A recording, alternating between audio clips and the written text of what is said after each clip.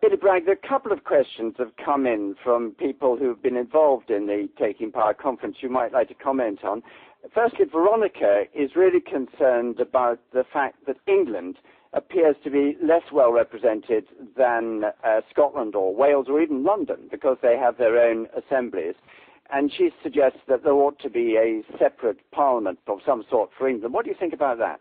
Well, I've always believed that is the actual answer to the West Lothian question. When you have a Scottish Parliament, you have to have an English Parliament. Now, that doesn't necessarily mean I think we should have an English Parliament.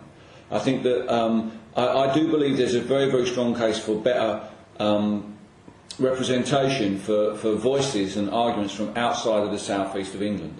My ideas for reform of the second chamber involve 25 members from each of the 12 nations and regions of the United Kingdom. And the reason I want 25 members from each region is, rather than based on a percentage of the population, is that I believe that we need some counterbalance to the power of London and the South East, not just the economic power but the political power. And I believe that there are some issues, particularly agriculture and fisheries, that the North East and the South West, for instance, would find common ground in. I'm sure there are many other issues that could be. So you would have in the second chamber a kind of parliament of regions that could, if need, constitute itself outside, perhaps when Parliament isn't sitting, to look at regional issues rather than leaving it all to quongos. I think that the whole problem at the core of this is the relationship between Britishness and Englishness.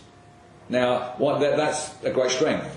One of the things that I'll mention in my book is that every Briton has two flags. You've got the Union Jack and you've got your own flag. Now, my own other flag happens to be the flag of England. My wife's other flag happens to be the flag of Trinidad and Tobago. And my son, during the World Cup, decided that he was going to go with Mum and support TNT. So we flew from my house in West Dorset, Trinidad and Tobago.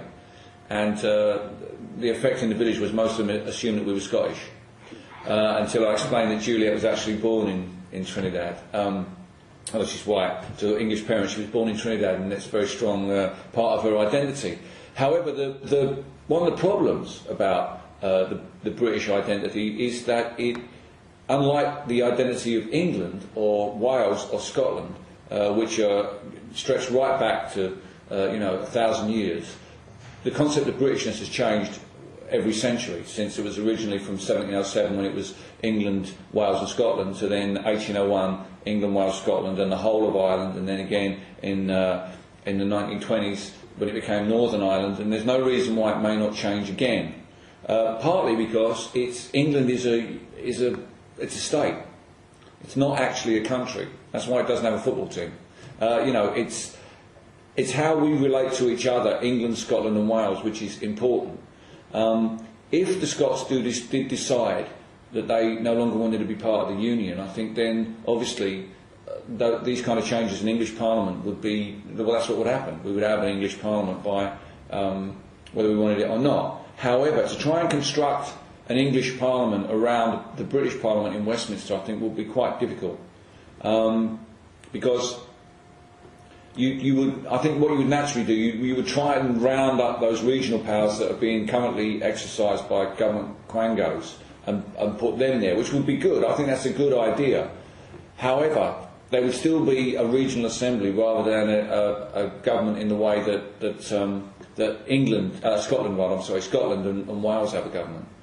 And it would raise a huge question mark over the position of the Westminster Parliament with regard to not just international treaties, but regard to ourselves. And that question, I think, is a little bit too difficult for the English to yet grasp. I think the English psyche is still wrapped around the Union Jack.